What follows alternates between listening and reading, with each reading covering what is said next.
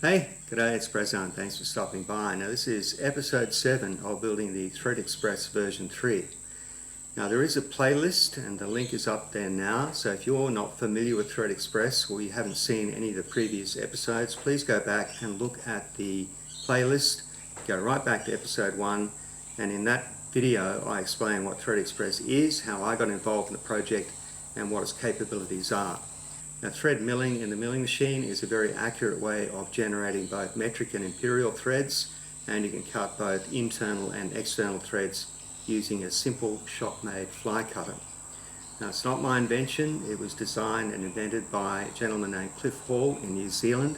He's a toolmaker by trade, and he came up with the original version, and I'm building a replica.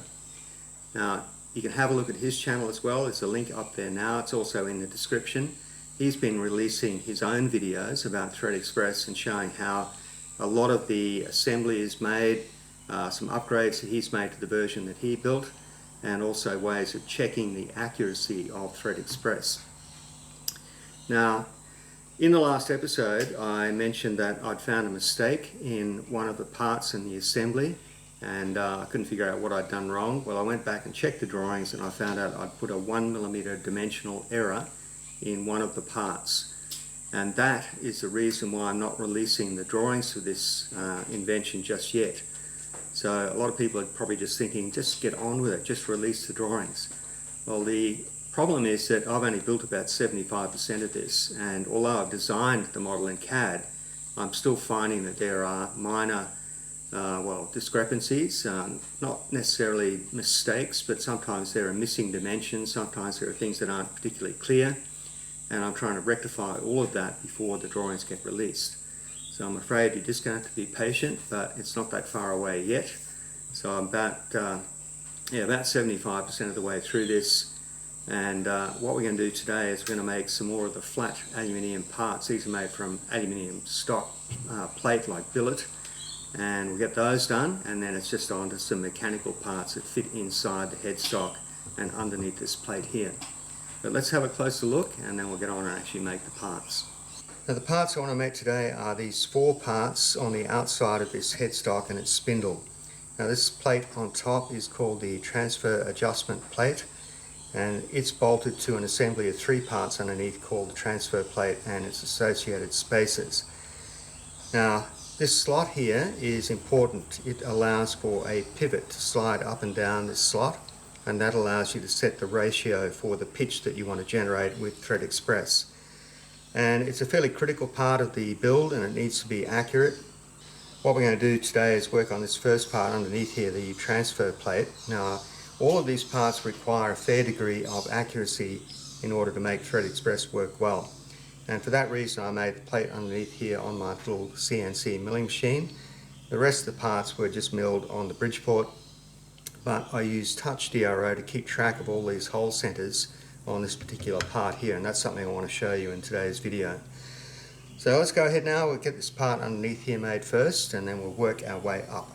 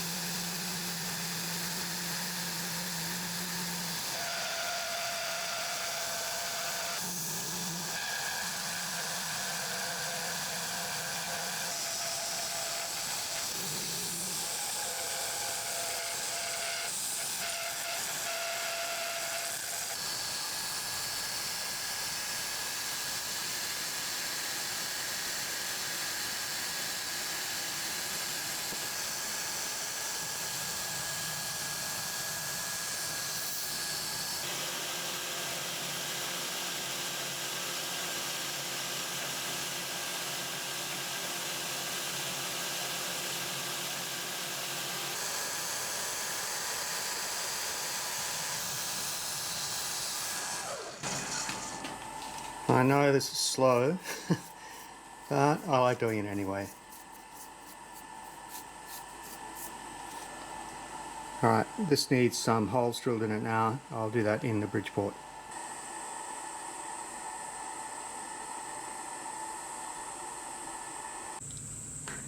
I've taken the part out of the CNC mill and I set it up in the Bridgeport. And I want to be able to drill out these holes. These are only 6mm to hold it down to that scrap steel plate. So I'm going to drill out for 10mm, which is the through hole here. And then I'm going to counterbore for this little integrated dowel. Now while I'm at it, I'm going to drill the fastening holes for these transfer plate spacers. So there'll be 2 holes down each side, and I've set out all my points in TouchDRO. Now you might be saying, why didn't you just do it all on the CNC mill? The answer is that I trust the Bridgeport and the DRO on the Bridgeport more than I do the CNC mill, and this has given me a lot more control about getting these hole spacings correct, because they have to match up with these pre-drilled holes in these spacers. So I'll show you the screen on TouchDRO and how I've set out all of the points. So there's all of the hole centers set up. This one right on the very end here is my datum point, so that's like 0, 0. This is the first hole that we're going to drill, that green one. And you can zoom in on that, you can just, do whatever you want there. And when you're ready to actually start machining, just tap on recenter, and that puts the crosshairs directly over the point that you're going to drill on. But at any time you can sort of zoom in on that and just see how you're going. And you'll notice up here that I've got 0, 0 on X and Y, but as I move down my point list, you can see the coordinates to each individual hole that you want to drill.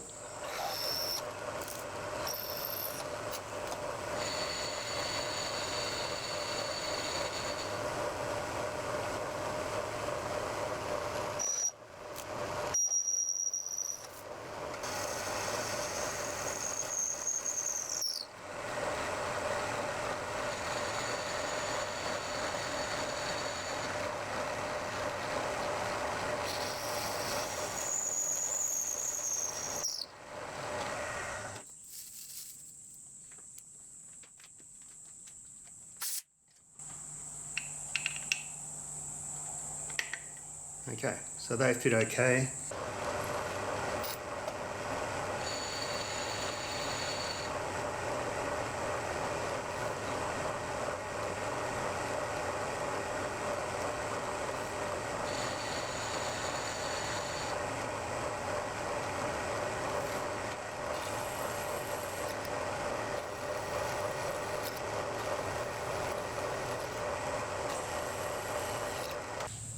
All these holes need to be countersunk for N5, but it has to be done on the other side. Now, one of the reasons why I didn't do this in the small CNC mill is that I need to take roughly 2mm off the thickness of this stock. Now, I thought it was 8mm thick. I checked it, it's actually 10. And I'm finding out now that a lot of this stock is actually not what I thought it was. Now, this material has to finish at 15mm wide or thick. It's actually 15.8. So this is going to need some fly cutting as well, or face milling. So it's a bit annoying. I didn't even check.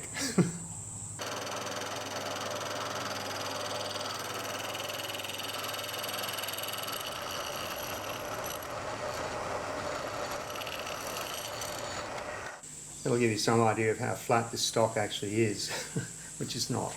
And that is sitting down quite tight in the parallels too.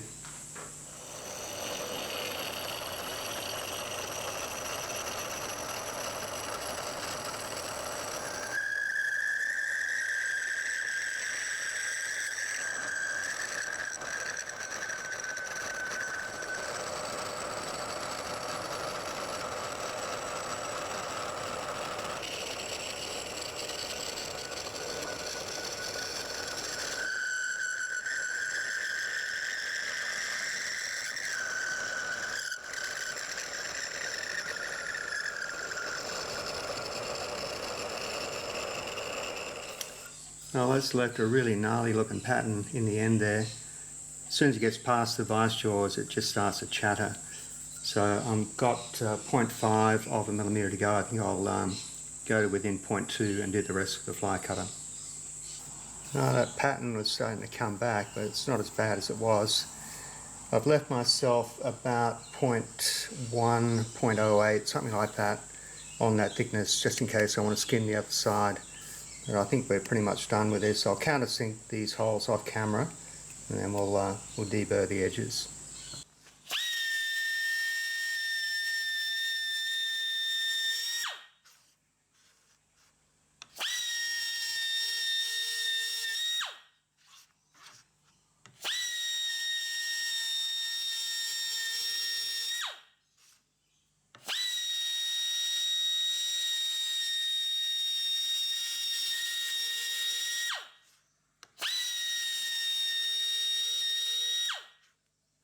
Just got one of these.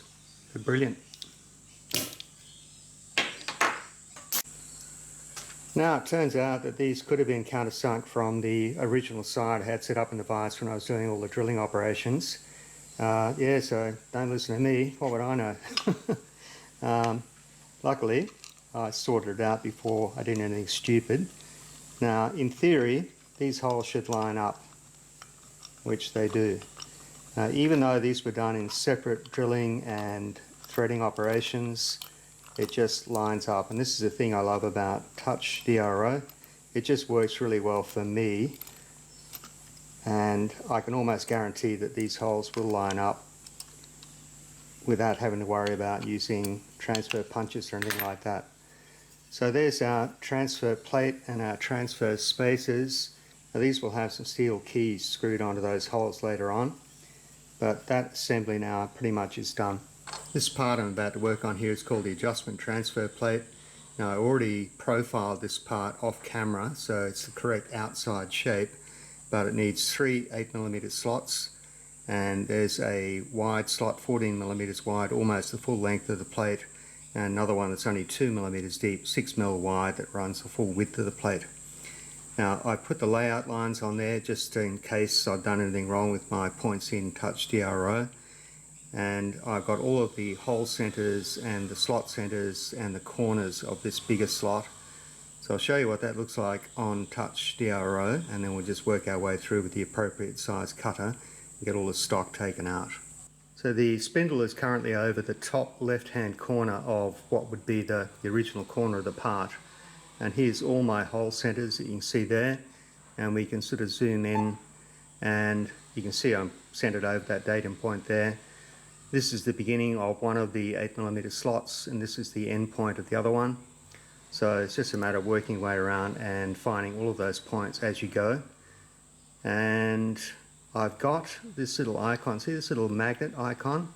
And what that does is it finds the center of the point as you approach it, and then on the top right hand corner there you'll see that the X and Y coordinates start to count down to 0 as you get close to the center of that point. Now you can turn those off, and there's lots of other features in there as well. There's an actual audible tone, so as you're approaching the point you'll hear a beep sound, and that'll get faster and faster and then go to a solid tone when you get right over the point. I don't use that, but it's there if you want it. So yeah, lots and lots of tools and features, and you know, I love the fact that it's a graphical display. It works really well for me. So I'm going to work my way over to this first point. You can see how that works.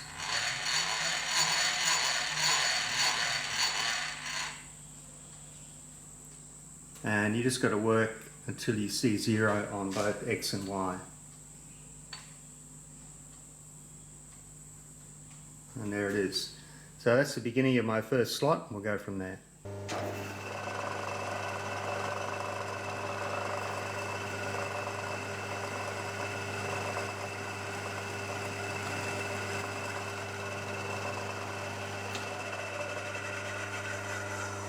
I have a feeling that cutter's not very sharp. I'm going to swap out for another one.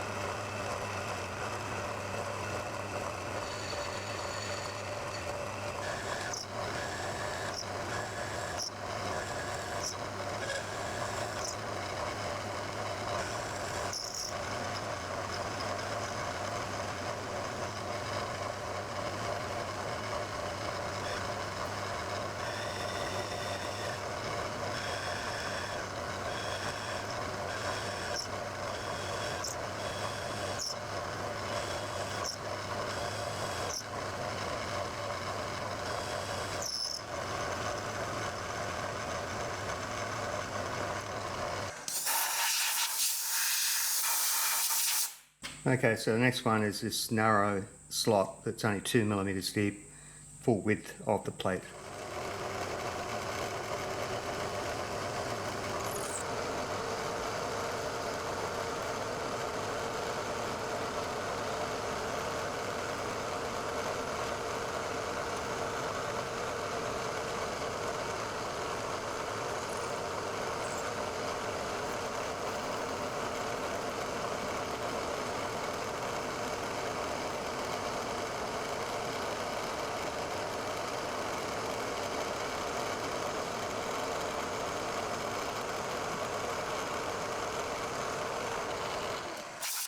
So with that one I used a 5mm cutter and went 0.5mm either side of centre and ran the cutter at full depth on the last 2 passes.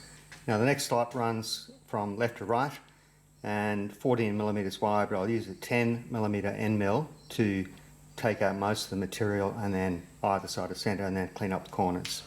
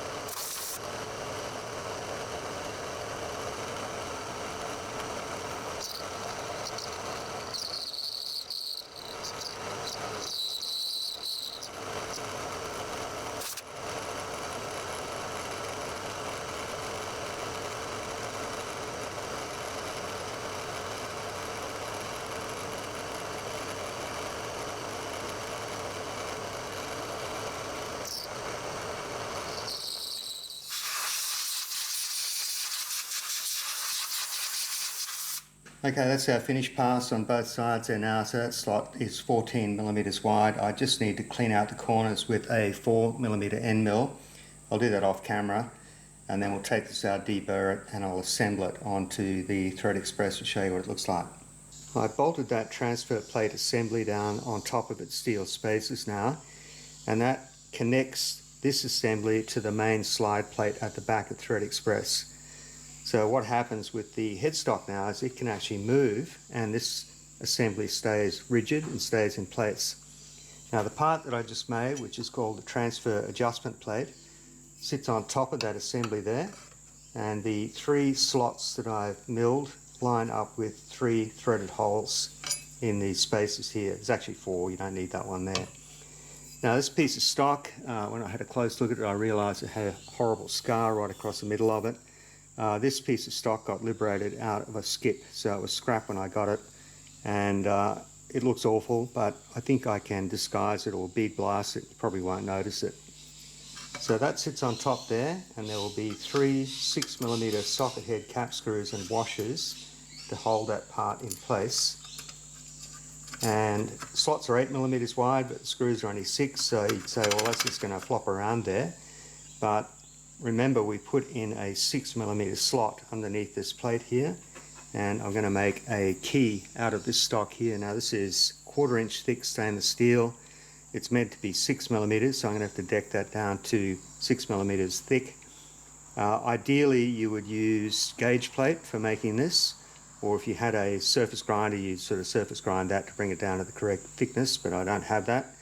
But that will fit underneath there, and what that does is it allows this plate to slide, but it won't move toward the spindle.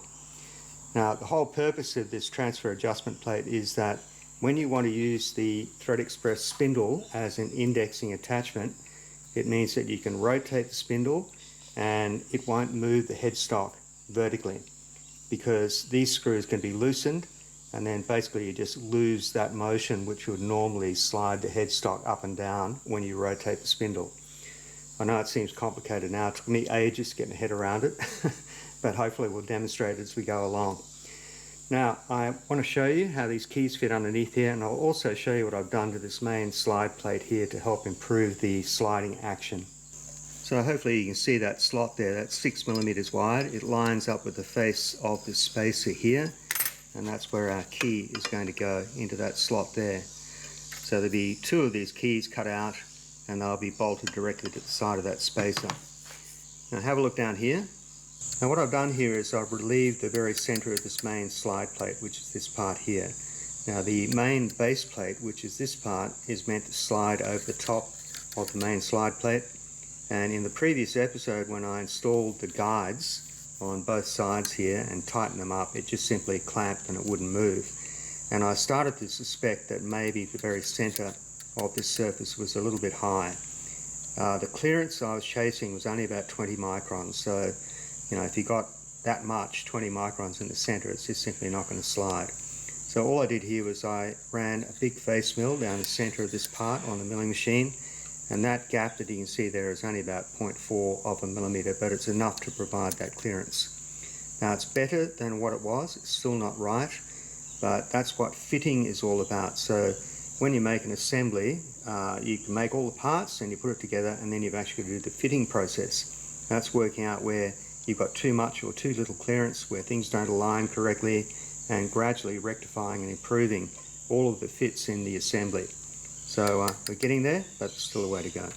I've set the stock for the keys up in the vise here. I've already decked off the top surface there, and I've touched off against the side of the stock here in Y, and I'm only going to reduce the thickness to 6mm for a depth of 4mm. So the rest of the stock doesn't matter. And then we can cut this into the lengths that we need and just side mill the ends.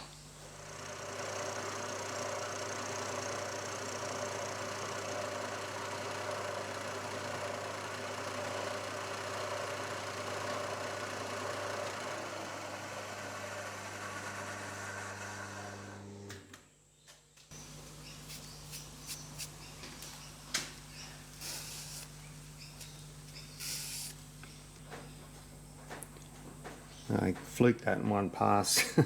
That's almost exactly 6mm.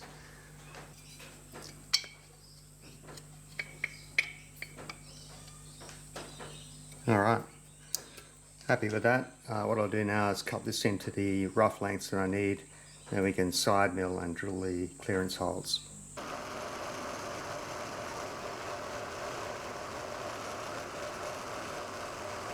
I've sawn that stock into 2 separate pieces. This one needs to finish at 50, this one needs to finish at 20. I've side milled one end, touched off on this machine face here with my little touch probe, moved over the required distance using TouchDRO, and I'll machine these down length. And I don't know if you were watching, but Joe Pye told everybody off who was clamping stock in their vise and not supporting both ends of the vise jaws. If I did pay attention, all taken care of.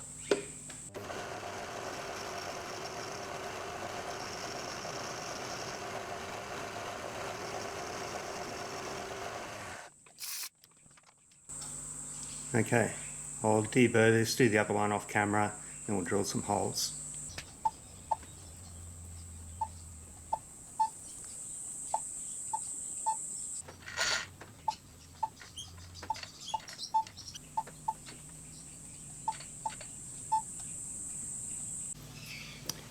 What I've been able to do with TouchDRO and this little touch probe is to find the center of these 2 parts in Y, and then touch off against the left hand edge of this part, set a point in TouchDRO in the point list, do the same for this one, touch off against the left hand edge, enter that point, and then you go back and enter your hole centers.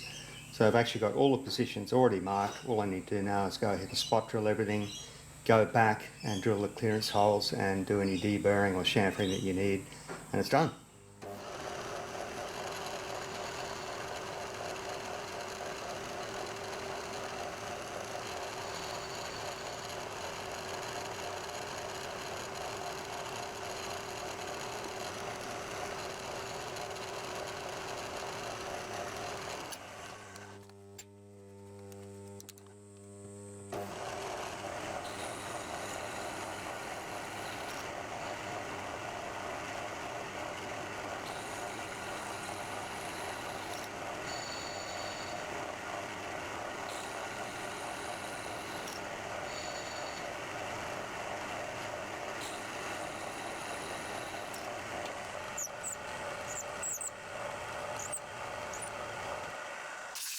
I find that method of actually setting out your points beforehand and then spot drilling all holes, countersinking all holes, saves a lot of tool changes. And for this operation where you're just drilling clearance holes, it's totally accurate. There's one of our finished keys with that rebate along the top edge there. And you'll notice I've already fitted the smaller one, so I know this one's going to fit. But I love it when this happens. I love it when you can sort of drill two sets of holes independently in two separate operations and it just goes together. Now, to be fair, I've drilled the holes, the clearance holes, at 5.2 and we're using M5 screws just so we had a little bit of adjustment. And then our adjustment transfer plate with its slot will fit over those two keys there. So it just goes on like that, and then this can slide independently, and that's a really nice fit. There's no rattling in that at all. And of course our little spacer screws go in there with their washers, and normally you would clamp this down tight, but when you want to use this as an indexing attachment, you just loosen these off slightly and then you get that movement there. Now, I just wanted to show you that I went ahead and made a few parts off camera. So these parts here, this is a lever which carries the nut, and this is just a support block for that, and I've got a 10mm pin through this hole here.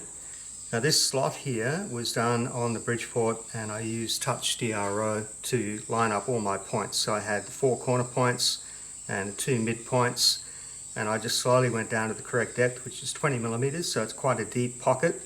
And I used a long series 6mm end mill, and just sort of, about 2 or 3mm at a time in depth.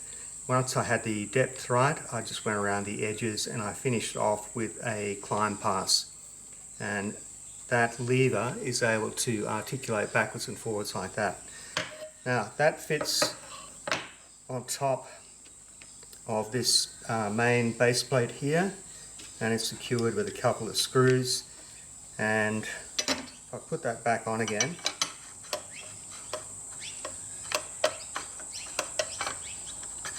come on, there it is. Now this is really what makes Threadexpress work, this assembly here. So this lever is attached to the nut on the inside of the spindle here, and then as you crank the handle and wind the thread and it drives through the nut, it makes this lever move, and that in turn gives you your infinitely variable pitch.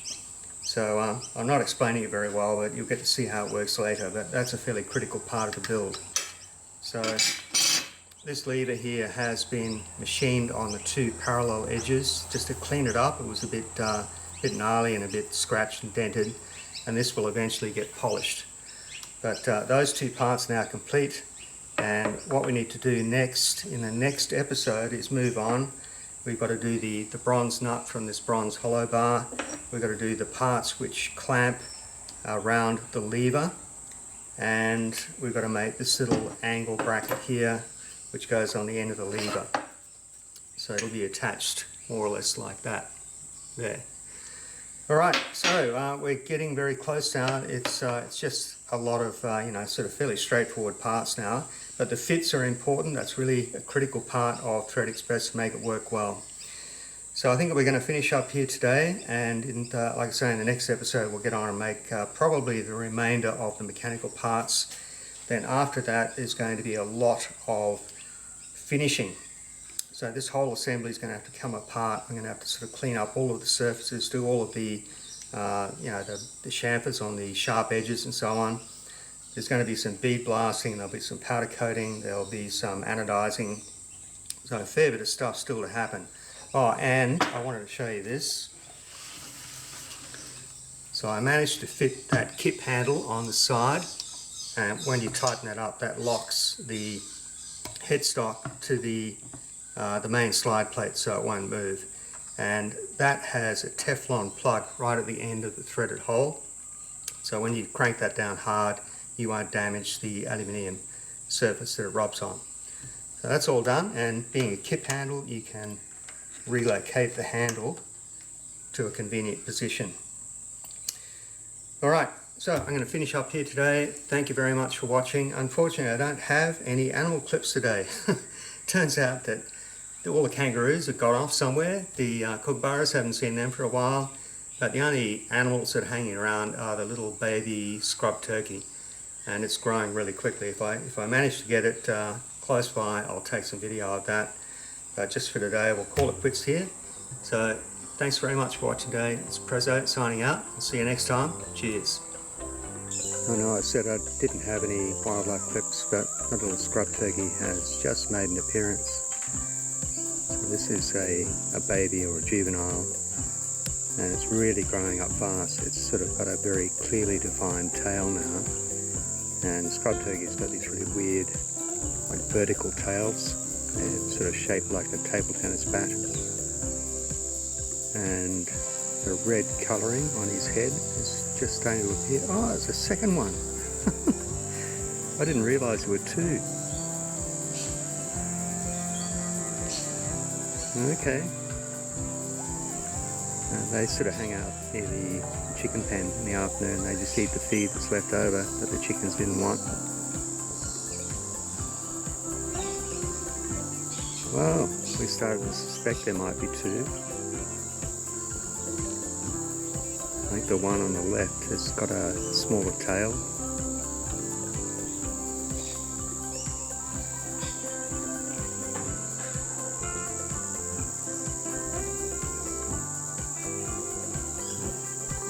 Yeah, that's not a no tail. It's just got some sort of fluffy feathers. We got no idea what sex they are, so we just give them generic names. So I think we'd name this one Terry. But I didn't know there was a second one, so I'm going to have to come up with another name. Oh, there is a kookaburra after all.